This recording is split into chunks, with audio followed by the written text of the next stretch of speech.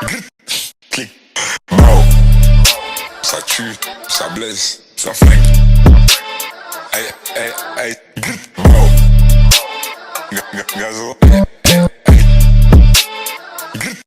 clic, mao. Can you guys talk about the E to F transition for folks that don't know what that is? Because I think that's a pretty unique thing that MD started doing, a handful of years ago. You want to It talk seems about like it? it's been. I can. Go ahead. So we did that in Columbus, and it really kind of comes down to what do you want to do with the aircraft. For Columbus, there was a couple things. Obviously, from an operational perspective, we talked about getting that speed in the summertime when it's busy. We need to have that. We need to have all the power available in that aircraft to do the mission. Also, we wanted longevity, and we knew that we weren't going to get the funding that we needed to get into new F models. So we also knew our fleet was aging, and we had to do something to kind of offset that, buy a little more time, and then maybe think about new F models down the road. So the best case for us was conversions, and basically with a conversion, you take that 500E and it comes to the factory, and the factory will replace the engine. So you go from that C20B to the C30.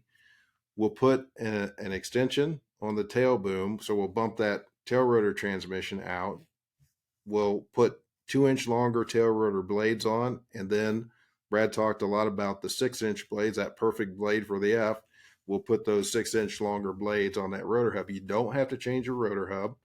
The biggest components are your engine and the blades, pretty much.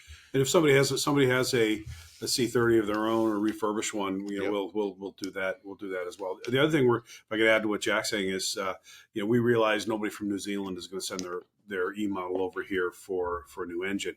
So we're getting a technical. We're trying to hopefully getting a technical bulletin soon from approved by the FAA, so we can train the service centers to do it at their location. And our thought was we would just sell a kit with drive shafts, blades, whatever they need. We'll sell a kit, and then we'll let the service centers work with their customer base to upgrade the aircraft. Oh, that's great. Another nice thing too that we can do. So I don't know what kind of panel in the E models you guys flew you had, if it was all digital or No, analog steam or gauges. So did you have the 500Hs with the steam gauges at all, or just steam gauges solely? Steam, yeah. So we can take that whole panel out and put a digital panel in it. So you'll have now we're putting the Garmin 700s and then the HAL engine instrument system in the aircraft. And then if you wanted to beef up your navigation capabilities, your NavCom, we have a 650 XI, and we can upgrade that to a 750. So you can, if you did a lot of cross country, which most of us didn't do, you could have that capability. So, I know if you're used to using a G1000, that's kind of automatic in the system. You could just dial that in and you could see your range and things like that. But we can do it with a 750, put it in the system, and you're not paying as much money for it. So a little more economic, and it works fantastically. Glass panel's the way to go. Correct me if I'm wrong, but Oxford did one of those conversions and flew it into New Orleans for APSA. So they had I think that was a Mexican Navy or Army or something, helicopter or Air Force. I don't know which one for sure, but yes, they did. And that whole panel, that was kind of outside of MD, how they had that upgraded. That unit still has air conditioning, because with our steam gauge panel, we can do that. We can have that AC, but not so much with digital, which I think is something that we're going to be working on here coming up.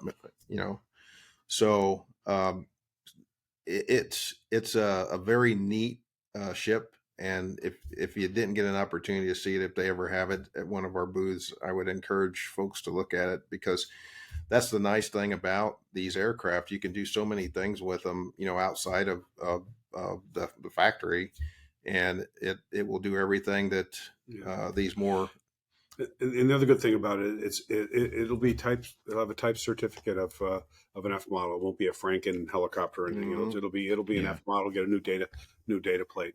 Yep. Yeah, that's cool. It definitely is a beautiful ship. They did a good job. You guys did a good job.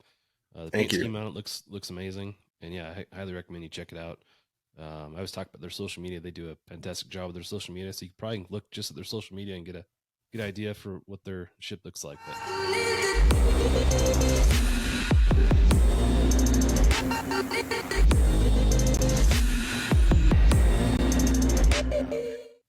and just a shout out real quick to Jake and everybody there. I mean, they've got a great crew, great support from their department and their community, and they're really getting it done the right way. So yeah, yep, yeah, good guys. One of our good friends, Yeah, Trevor Riley, just made his way back there from. Yeah, I know Trevor. Yeah, Good guy for sure.